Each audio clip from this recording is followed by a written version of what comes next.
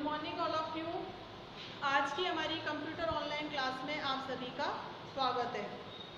आज हम हमारे पुराने topic internet and online resources को ही कंटिन्यू करते हुए उसमें अगले टॉपिक के बारे में जानकारी प्राप्त करेंगे, जिसका नाम है इंटरनेट के अनुप्रयोग। इंटरनेट एप्लीकेशंस के बारे में हम आज अध्ययन करेंगे, जिसमें हमें पता लगेगा कि हम जो आज के युग में जो हम इंटरनेट का यूज़ करते हैं, उसके लिए आपके पास में कौन कौन सी सुविधाएं प्राप्त हैं, जिनके माध्यम से आप इंटरनेट का यूज़ कर सकते हैं। इंटरनेट जो है वह विश्व भर में सबसे बड़ा तथा जटिल लर्निंग टूल है। सबसे बड़ा इसको माना जाता है क्योंकि यह पूरे विश्व में फैला हुआ नेटवर्कों का जाल है, और हम जैसा कि जानते हैं कि ये नेटवर्कों का नेटवर्क हम इसे कहते हैं क्योंकि यह पूरे विश्व भर में इसके नेटवर्कों का जाल फैला हुआ होता है। इंटरनेट के द्वारा हम उन सभी विषयों पर जानकारी प्राप्त कर सकते हैं जिनके बारे में कि हम कभी कल्पना भी नहीं कर सकते, और जिन्हें हम सिर्फ सोचते ही हैं कि ऐसा हो सकता है, लेकिन हम उसे कर नहीं सकते। तो उन सारे कामों को करने में भी हमारी इंटरनेट मदद करता है। सिर्फ इतना ही नहीं, हम उन लोगों से तुरंत संवाद कर सकते हैं जो उसी विषय में रुचि रखते हैं। हम नहीं जानते हैं कि कौन से दूसरे व्यक्ति उस बारे में रुचि रखते हैं, लेकिन हम इंटरनेट पर सर्च कर सकते हैं पहले कि कौन कौन व्यक्ति इन सभी बातों में रुचि रखते हैं, और उन सभी बातों से उन सभी लोगों से हम संपर्क स्थापित कर सकते हैं। इसमें इन सभी सेवाओं को सुविधाजनक तरीके से उपयोग में लेने के लिए कई तरह के प्रोग्राम्स को इंटरनेट पर डाला जाता है, और ये प्रोग्राम्स इन सुविधाओं का उपयोग हमारे लिए आसान बना देते हैं। तो हम यहाँ कुछ सुविधाओं के बारे में जानकारी प्राप्त करेंगे जो हमें इंटरनेट के द्वारा प्रदान की गई हैं, और उन सुविधाओं के माध्यम से हम हमारे इंटरनेट को आसानी से प्रयोग कर सकते हैं और हमारी समस्याओं को हम सुलझा सकते हैं। सभी यूजर्स इंटरनेट को अपने अपने तरीके से यूज़ करते हैं।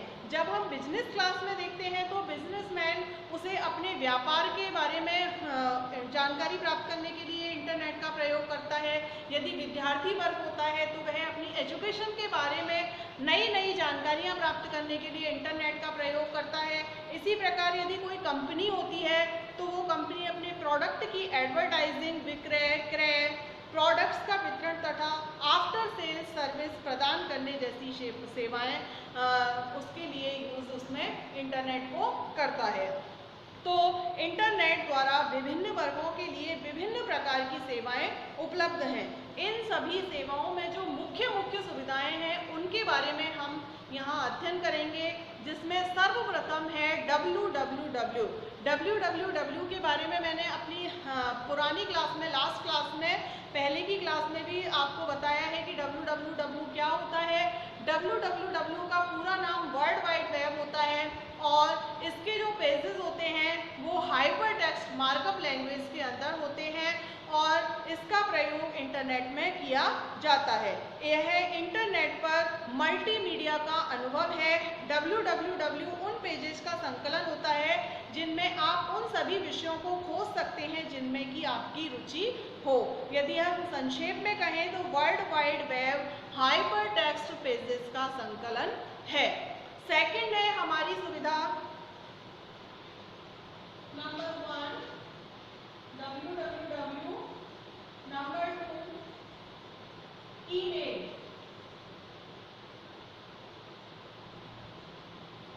सेकंड जो इंटरनेट के द्वारा प्रदान की जाने वाली हमारी सुविधा है वह है ईमेल, जिसका पूरा नाम है इलेक्ट्रॉनिक मेल, लेकिन शॉर्ट रूप में अधिकतर हम इसको ईमेल के नाम से जानते हैं।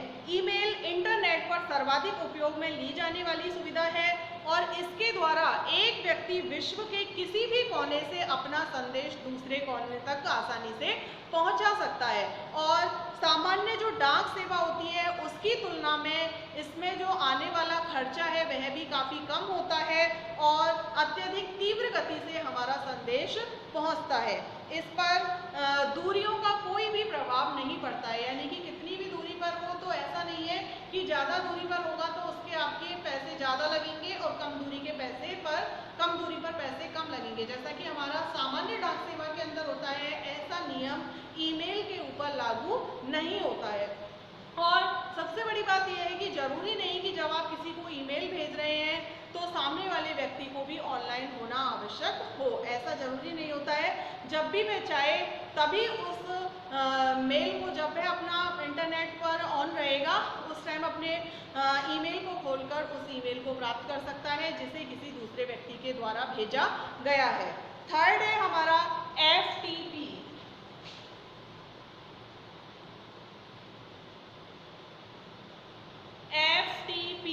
FTP का फुल नाम है फाइल ट्रांसफर प्रोटोकॉल। यह एक ऐसा प्रोटोकॉल है जो इंटरनेट द्वारा दो कंप्यूटरों के मध्य फाइल्स को ट्रांसफर कराता है। जैसा कि इसके नाम से ही हमें पता लग रहा है, इसका नाम है फाइल ट्रांसफर प्रोटोकॉल।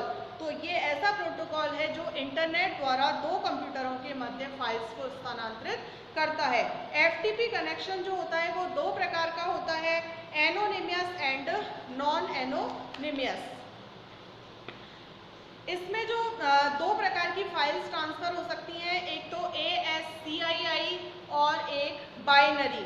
तो ASCII जो फाइल्स हैं उनका उपयोग सिर्फ टेक्स्ट को ट्रांसफर करने के लिए किया जाता है, जबकि जो बाइनरी हमारा जो फाइल ट्रांसफर है उसके अंदर हम टेक्स्ट के साथ साथ अन्य कुछ भी, जो भी कुछ हम उसके अंदर ट्रांसफर कराना चाहें वह डाटा हम उसके अंदर ट्रांसफर करा सकते हैं। लेकिन ASCII के अंदर हम ओनली टेक्स्ट को ही ट्रांसफर कर सकते हैं। नेक्स्ट है हमारा IRC।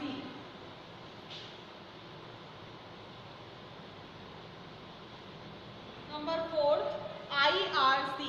IRC का फुल नेम है internet relay chat. Internet relay chat internet का यह वह स्थान है जहां आप विभिन्न लोगों से संवाद स्थापित करते हैं और इस सुविधा के लिए संवाद करने वाले लोगों का ऑनलाइन होना आवश्यक होता है। यानी कि आप जिस व्यक्ति से संवाद करना चाहते हैं IRC के माध्यम से, तो यह जरूरी है कि जिस तरह से आप इंटरनेट पर ऑनलाइन हो उसी तरह से सामने वाला व्यक्ति भी उस समय ऑनलाइन हो।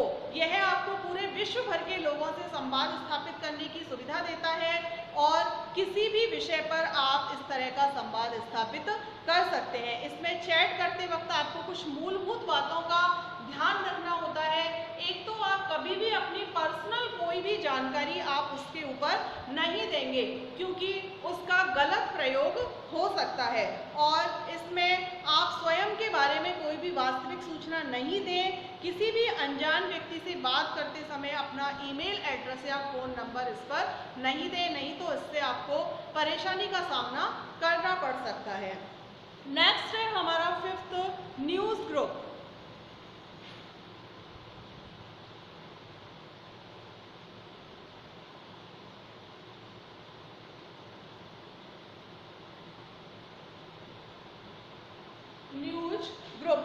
न्यूज ग्रुप्स अंतरराष्ट्रीय बुलेटिन बोर्ड की तरह होता है। इसमें कई ग्रुप्स होते हैं जो एक अलग विषय को कवर करते हैं, जहां पर आप अपने प्रश्न तथा प्रत्युत्तर पोस्ट कर सकते हैं। यहाँ पर आपकी रुचि के प्रत्येक विषय के लिए हजारों ग्रुप्स होते हैं और आप इंटरनेट एक्सप्लोरर तथा नेटस्केप नेविगेटर को इन ग्रुप्स को देखने के लिए उपयोग में ले सकते हैं। आपके द्वारा किसी एक सर्वर पर पोस्ट किए गए प्रश्न को सभी न्यूज़ ग्रुप्स पर डाल दिया जाता है और सभी न्यूज़ ग्रुप्स पर से आपको विश्व भर से लोगों के प्रश्नों के उत्तर दिए जाते हैं और आपको जो प्रश्न का उत्तर सूटेबल लगे उसे आप चूज कर सकते हैं। लेकिन यहाँ भी ध्यान देने योग्य बात यह है कि आप कभी भी अपनी पर्सनल कोई भी जानकारी न्यूज़ ग्रुप के अंदर शेयर ना करें, नहीं तो उसका मिसयूज हो सकता है।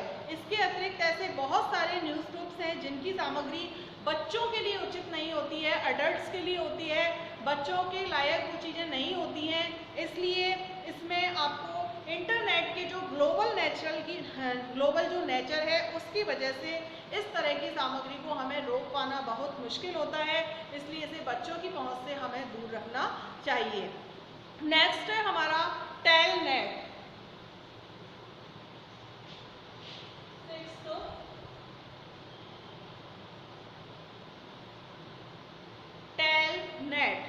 टेलनेट इंटरनेट द्वारा प्रदत्त की जाने वाली ऐसी सुविधा है जो आपको ऐसे कंप्यूटरों को एक्सेस करने की अनुमति देता हो जो आपके क्षेत्र से दूर हो, यानी कि रिमोट कंप्यूटर्स। रिमोट कंप्यूटर्स के द्वारा हम कोई भी जानकारी इसमें प्राप्त कर सकते हैं। टेलनेट के माध्यम से बहुत सारे कंप्यूटर्स को टेलनेट एक्सेस करने के योग्य बनाया जाता है। कुछ में लॉगिन करने के लिए यूज़र नेम तथा पासवर्ड की आवश्यकता होती है, लेकिन अधिकतर में इस तरह की कोई भी बंदिश नहीं होती है। इसमें VT एक ऐसा ही प्रोग्राम है जो आपको किसी रिमोट कंप्यूटर में लॉगिन करने की सुविधा देता है। वर्ल्ड वाइड वेब आपको टेलनेट के द्वारा साइट एक्सेस करने की तथा FTP के द्वारा फाइल ट्रांसफ़र करने की सुविधा प्रदान करता है। नेक्स्ट है हमारा bulletin boards.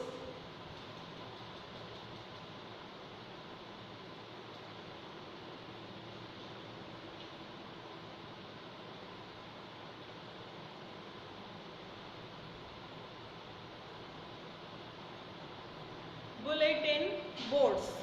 Bulletin boards electronic bulletin board का सिस्टम कंप्यूटर्स व यूजर्स के बीच संवाद करवाने का अप्रत्यक्ष तरीका है। इसे हम BBS के नाम से भी जानते हैं और BBS का पूरा नाम है बुलेटिन बोर्ड सिस्टम।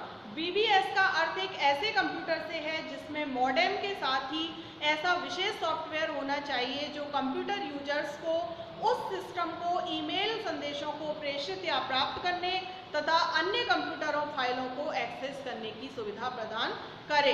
अधिकांश जो BBS सिस्टम होते हैं उसमें पब्लिक डोमेन सॉफ्टवेयर, फ्रीवेयर तथा शेयरवेयर सॉफ्टवेयर होते हैं। इन सॉफ्टवेयरों को उपयोग में लेने के लिए डाउनलोड भी किया जा सकता है।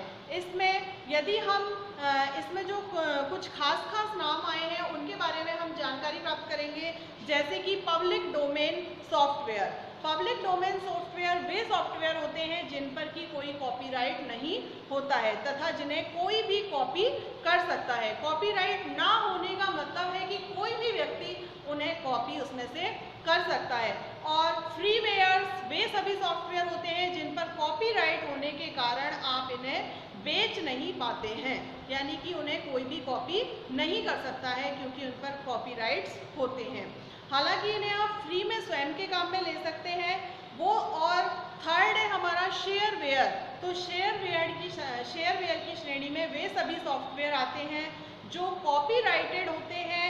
साथ ही यदि आप इनको उपयोग में लेना चाहें तो इनका रजिस्ट्रेशन शुल्क आपको भरना होता है। हालांकि ये होते तो कॉपीराइट है, लेकिन यदि आप इनको काम में लेना चाहते हैं तो आप रजिस्ट्रेशन शुल्क जमा करके उन्हें आप काम में ले सकते हैं। BBS में आप किसी भी सॉफ्टवेयर को अपलोड कर सकते हैं।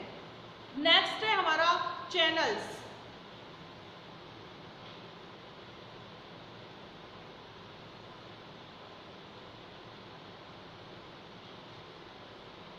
चैनल्स इंटरनेट के द्वारा चैटिंग करने के लिए हमें पूर्व उपलब्ध विषयों में से अपनी पसंद के अनुसार किसी एक विषय पर चुनाव हमें करना पड़ता है। जो हमारे पास में कई सारे ऑप्शंस होते हैं और उन सभी ऑप्शंस में से हमें अपनी पसंद के अनुसार एक विषय का चुनाव इसमें करना होता है। इंटरनेट पर इस विषय को ही हम चैनल के नाम से जानते हैं, यानी कि जब हमारे पास में बहुत सारी चूज़ करने के लिए लिस्ट होती है और उस पूरी लिस्ट में से हम अपनी पसंद के अनुसार कोई विषय चूज़ कर लेते हैं तो उस विषय को ही हम चैनल के नाम से जानते हैं।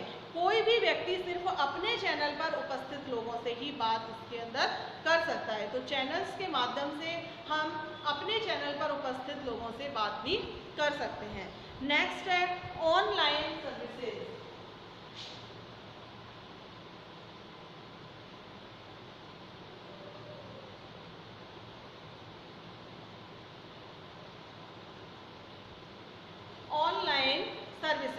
ऑनलाइन सर्विसेज के बारे में आप पहले से ही काफ़ी जानते हैं कि आजकल क्योंकि जो ऑनलाइन सुविधाएं हमारे पास में बहुत अधिक हैं, आज जो हम आपस में एक दूसरे से वार्तालाप करते हैं, ये जो हम पढ़ाई कर रहे हैं, क्योंकि कोविड-19 की वजह से स्कूल और कॉलेजेस बंद हैं तो सभी स्कूल और कॉलेजेस में इस समय ऑनलाइन पढ़ाई आप जानते हैं कि हो रही है। हमारी जो क्लास हो रही है वो भी ऑनलाइन माध्यम माध्यम से हो रही है, तो यहाँ पर हम ऑनलाइन सुविधाओं का प्रयोग कर सकते हैं इंटरनेट के माध्यम से। यदि आपके पास में इंटरनेट नहीं होगा तो आप इस ऑनलाइन सुविधा का प्रयोग नहीं कर सकते। इसलिए इंटरनेट के द्वारा दी हुई एप्लीकेशन ही है ऑनलाइन सुविधाएं। ऑनलाइन सुविधाओं के माध्यम से हमें बहुत सारी सुविधाएं प्राप्त होती हैं। हम एक दूसरे से चैट कर सकते हैं, हम पढ़ाई कर सकते हैं, विद्यार्थी वर्ग पढ़ाई कर सकता है, टीचर्स से बातें कर सकता है, हम ऑनलाइन खरीदारी क्रय विक्रय भी इसके ऑनलाइन सुविधाओं के माध्यम से कर सकते हैं। इसके अलावा और बहुत सारी चीज़ें होती हैं, जैसे कि स्टॉक बाजार के जो शेयरों के ताज़ा भाव होते हैं वो हम इससे जान सकते हैं। कहीं पर किसी भी कोने में, विश्व के किसी भी कोने में यदि कोई खेल हो रहा है, कोई गेम्स हो रहे हैं, तो उन्हें हम लाइव देख सकते हैं। किसी भी चीज़ को हम लाइव देखने के लिए ऑनलाइन सुविधाओं का प्रयोग कर सकते हैं। ताज़ा खबरें हम सुन सकते हैं, क्रिकेट मैच का आंखों देखा हाल हम ऑनलाइन सुविधाओं के माध्यम से जान सकते हैं। सामान्यतः जो ऑनलाइन सुविधाएं होती हैं वो अपनी सुविधाओं के बदले में यूजर से कुछ मूल्य वसूलती हैं। ये तो आप भी जानते हैं कि आज यदि आप हमारी इन ऑनलाइन कक्षाओं का आनंद ले पा रहे हैं तो वो क्यों ले पा रहे हैं? क्योंकि आपने अपने फ़ोन या लैपटॉप जो भी आपके पास है उसमें इंटरनेट का डाटा पैक डलवाया हुआ है, और उस डाटा पैक को डलवाने के लिए आपको कुछ पैसे चुकाने होते हैं और उसी वजह से आप इस डाटा सुविधा का प्रयोग कर सकते हैं। इसलिए किसी भी उसके लिए ऑनलाइन सुविधा के लिए यूजर से कोई भी ऑनलाइन सेवाएं अपनी सुविधाओं के बदले में मूल्य वसूलती है। अमेरिका ऑनलाइन, AOL तथा MSN प्रमुख ऑनलाइन सेवा प्रदाता हैं। तो आज की हमारी इस वीडियो में हमने ऑनलाइन जो हमारी एप्लीकेशंस हैं इसकी इंटरनेट की, उनके बारे में, एप्लीकेशंस के अनुप्रयोग के बारे में जानकारी प्राप्त की। आगे की कक्षा में हम connecting computer to the internet, यानी कि इंटरनेट को कंप्यूटर से जोड़ने के बारे में जानकारी प्राप्त करेंगे कि किस प्रकार से हम हमारे कंप्यूटर को या हमारे मोबाइल को इंटरनेट के माध्यम से कनेक्ट कर सकते हैं। तो आज की हमारी इस क्लास को मैं यहीं विराम देती हूँ। Thank you so much.